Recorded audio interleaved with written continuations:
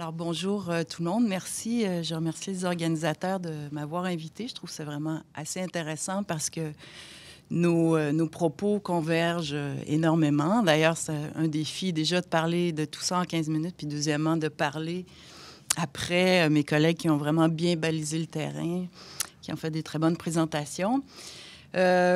Bon, alors, quand je parle de smart drugs, ce que je veux dire, c'est amplificateur cognitif, c'est drogue de performance, médicaments pris à des fins d'usage non médicaux, etc. Et en fait, j'ai changé le titre de ma présentation. J'ai intitulé ça « Quelques mythes à détruire ». Point d'interrogation. Donc, j'ai des hypothèses par rapport à ça. Ce qu'on voit, c'est qu'on n'en sait pas encore grand-chose. Il y a plusieurs études.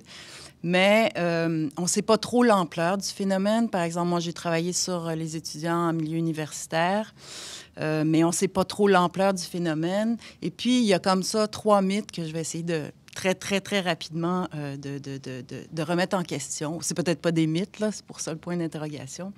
Donc, d'abord, est-ce qu'on surestime, dans le fond, l'ampleur du phénomène? Et là, je vais me situer au niveau, donc, des étudiants en milieu universitaire. Je reviens très rapidement là, sur les études existantes. Mes collègues en ont parlé déjà. Il y a quand même beaucoup d'enquêtes, finalement, surtout aux États-Unis, puis dans le monde anglo-saxon en général, qui montrent, c'est souvent des enquêtes là, quantitatives, et qui montrent qu'il y a des variations énormes dans les chiffres qu'on ressort. Alors, on parle de entre 5 et 43 finalement, d'utilisateurs potentiels parmi les étudiants universitaires de ce que j'ai appelé des smart drugs. Mais pourquoi cette variation-là? En fait, il y a des questionnaires. En général, donc, c'est des études par questionnaire. Et en fait, ces questionnaires-là, ces études-là ne sont pas directement comparables. Souvent, on ne parle pas nécessairement des mêmes substances. Jean-Sébastien en parlait tout à l'heure. Quand on inclut dans tout ça le café, c'est sûr que ça change considérablement la donne. Il y a des études qui se concentrent sur l'utilisation de Ritalin ou de méthylphénidate en général. Il y en a d'autres qui prennent les psychostimulants plus largement, etc. Donc, très difficile de comparer. Les fenêtres temporelles aussi différentes. Alors, il y a des études qui donnent des chiffres sur la consommation à vie. Avez-vous déjà une fois ou moins dans votre vie pris des psychostimulants pour un usage non médical? Il y en a d'autres, c'est dans l'année qui vient de passer. Il y en a d'autres, c'est dans le mois dernier. Il y en a d'autres, c'est l'usage régulier. Et puis là encore, faut-il définir c'est quoi un usage régulier? Et finalement aussi, bon, la dimension contextuelle dans ces enquêtes-là est en général absolument inexistante. On ne sait pas, en fait, quand on parle des étudiants en milieu universitaire, est-ce qu'on parle dans quelle faculté? Il y a quelques études plus spécifiques sur, par exemple, les étudiants en médecine, etc. Mais en gros, on ne sait pas trop, dans le fond, de quoi on parle.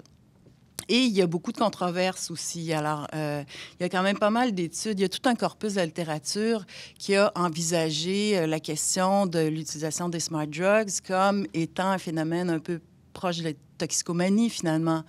Mais quand on parle de toxicomanie, on parle de compulsion, d'escalade des doses, etc., ce genre de choses, d'addiction, alors qu'il y a des études parfois plus qualitatives, mais qui ont montré qu'il y a une proportion importante d'utilisateurs, finalement, de ce qu'on appelle les smart drugs, qui sont des utilisateurs de faible intensité, qui en prennent une fois de temps en temps, à l'occasion. Et donc, c'est un portrait qui n'est pas du tout comparable, finalement, ou assimilable à ce qu'on pourrait appeler des toxicomanies. Aussi, au niveau des études existantes, autre controverse, il y a des études comme une étude de Sattler qui avait porté sur les étudiants allemands essentiellement et qui montrait qu'une majorité d'étudiants refusaient, dans le fond, de prendre des médicaments de ce type-là à des fins non thérapeutiques à cause des risques associés à ça. Mais il y a d'autres études, et Christine en parlait aussi, surtout américaines, qui nous disent et qui nous présentent finalement le phénomène comme faisant partie intégrante de la culture universitaire. Donc, il y a une banalisation du phénomène et selon ces études-là, en fait, les étudiants considéreraient que ce ne sont pas des pratiques à risque, que c'est beaucoup moins risqué de prendre des médicaments en bonne et due forme que d'aller prendre des drogues, la cocaïne ou autre chose. Donc, il y a beaucoup de controverses autour de ça. Et donc, je vous présente Dans ce cadre-là, les résultats préliminaires d'une enquête qu'on a conduite en 2014-2015, donc une enquête auprès d'étudiants universitaires qui étudiaient à temps plein dans l'Université montréalaise, surtout l'Université de Montréal, mais plus largement aussi. Donc, c'est une enquête, c'est un questionnaire en ligne qu'on a passé.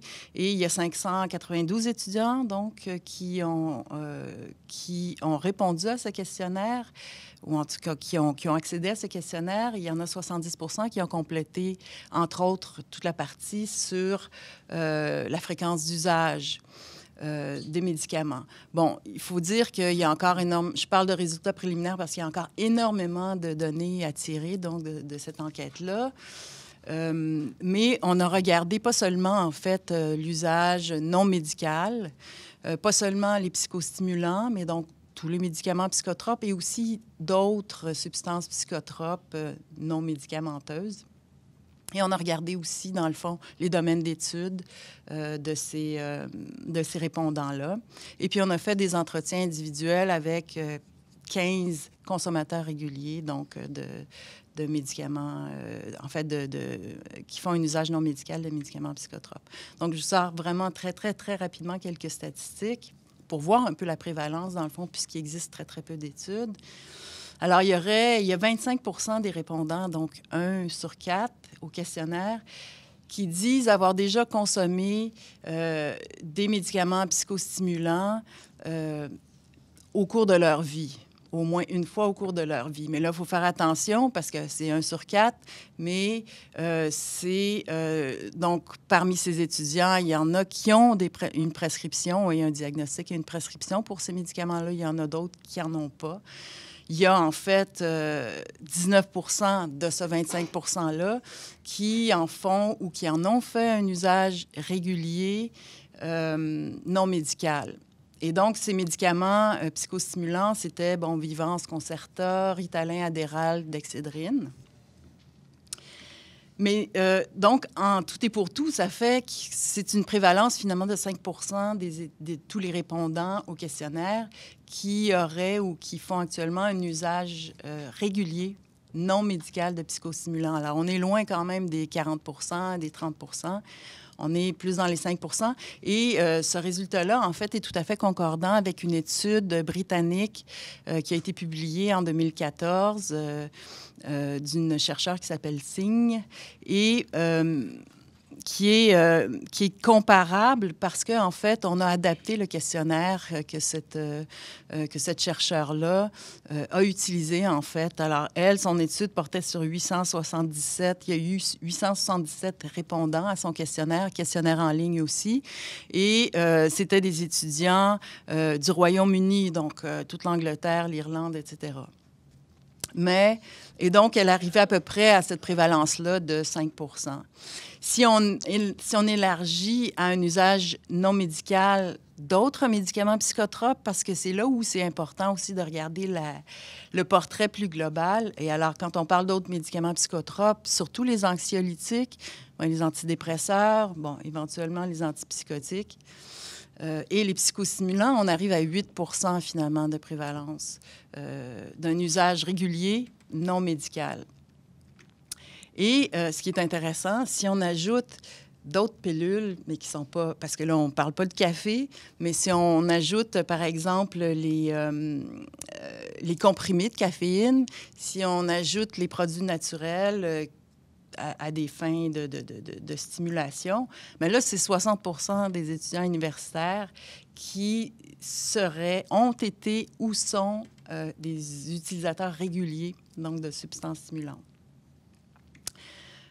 Donc, premier mythe peut-être à détruire, c'est celui un peu que nous suggère finalement tout le battage médiatique qu'il y a autour des smart drugs, comme d'un phénomène qui serait partout dans les milieux universitaires. Je pense que ça existe, et puis c'est probablement en hausse, mais c'est quand même pas dans les proportions qui sont parfois suggérées entre autres par les médias. Deuxième mythe, peut-être à détruire, la question de l'usage illicite. Bon, Oui, c'est un usage. On peut parler d'usage illicite. Moi, je propose qu'on parle peut-être d'un usage médical différé. Alors, en fait, je veux dire, ce que nous disent les études et ce que corrobore un peu notre étude, du moins au niveau des entretiens qu'on a faits. Puis là, évidemment, les entretiens, comme on disait avec Christine, c'est certain que finalement, les participants aux études qualitatives sont souvent des personnes qui, justement, sont dans ce système-là et qui consomment ces médicaments-là et qui ont tendance à penser que c'est tout le monde, finalement, qui les consomme. Mais, en fait, quand je parle d'usage médical différé, c'est pour suggérer, mais c'est une hypothèse, mais c'est pour suggérer que c'est probablement par la voie du médical que se constitue l'usage non médical, dans le sens où on sait, il y a un surdiagnostic, il y a une surévaluation, par exemple, des troubles de TDAH. Quand on regarde les statistiques au Québec ou dans le monde occidental, ben, non, je dirais pas dans le monde occidental, mais aux États-Unis, etc., on sait qu'à partir du milieu des années 90, il y a eu une explosion littéralement des diagnostics de TDAH chez les enfants et que depuis une dizaine d'années, il y a une explosion des diagnostics de TDAH chez les adultes. On le perçoit ici aussi. Et donc, il y a une mise en circulation, finalement, de ces médicaments-là. Et dans le milieu universitaire, entre autres, les études nous montrent, les études qualitatives nous montrent que souvent, les étudiants qui ont des diagnostics de TDAH sont réticents, finalement, à prendre leurs médicaments quand ils n'en ont pas besoin. Donc, souvent, les fins de semaine, ils ne les prennent pas. Et puis, ces médicaments-là se retrouvent, dans le fond, dans un... on n'est pas dans une perspective de marché noir et puis de transactions très souterraines. On est plus dans une perspective où le principal pourvoyeur est éventuellement peut-être la voie médicale, dans le fond, plutôt que la rue, je dirais.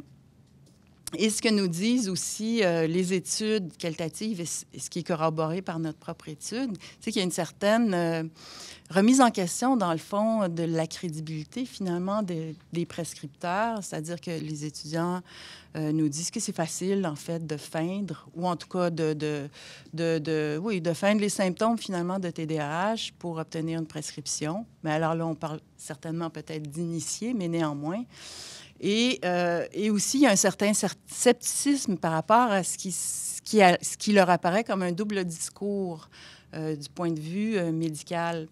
D'un côté, et puis du point de vue scientifique. Alors, d'un côté, on parle de la dangerosité, bien sûr, d'un usage non médical de ces substances, de ces médicaments-là, mais en même temps, on parle de l'innocuité d'un usage régulier et à très long terme de ces mêmes médicaments-là quand on a un diagnostic à la clé.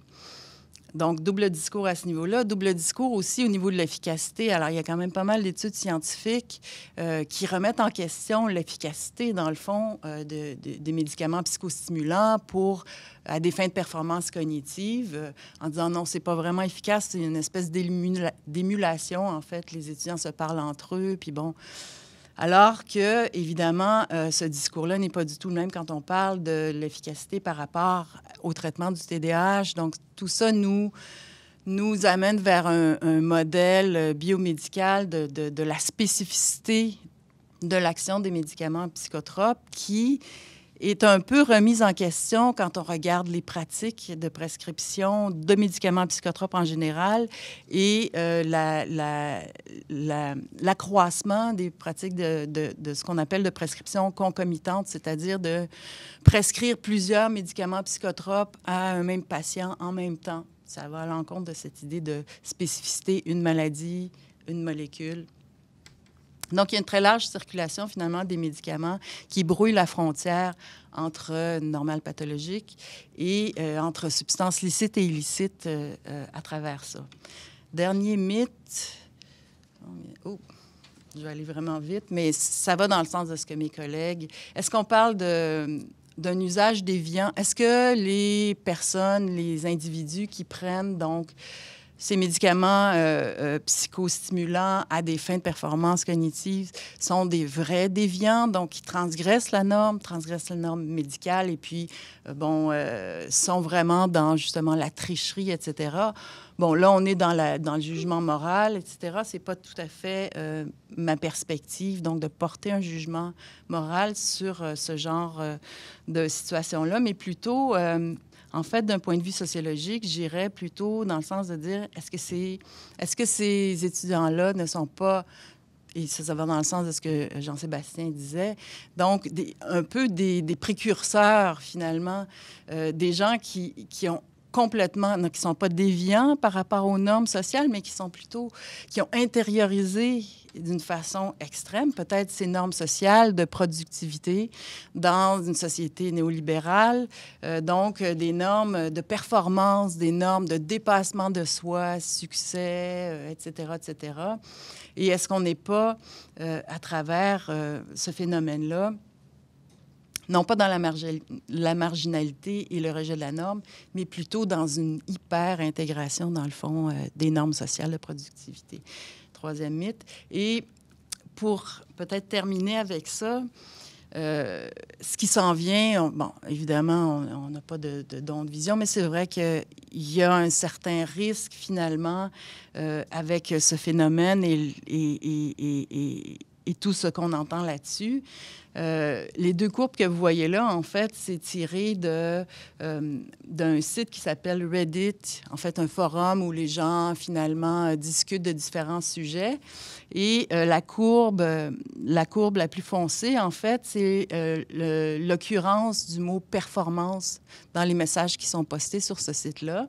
Et on voit qu'en 2008 et 2016, bon, ça varie, mais ça reste à peu près au même sens. Donc, le terme de performance est au cœur, finalement, des préoccupations, entre autres des jeunes et des jeunes hommes. Mais la courbe en bleu plus pâle, finalement, c'est le terme anxiété.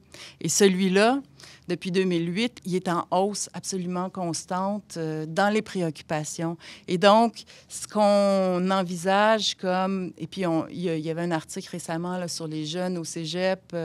35 % se disent souvent ou tout le temps anxieux. On sent donc une montée de l'anxiété qui est liée à la peur d'échouer, la crainte de décevoir, des idéaux de réussite, etc.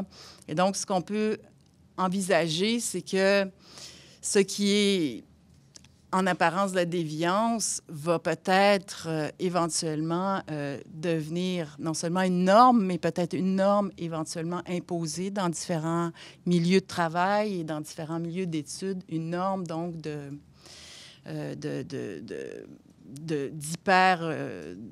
d'hyper-productivité, en fait. Et donc, le médicament, dans ce contexte-là, contribue vraiment à redéfinir la frontière entre normativité et déviance. Merci.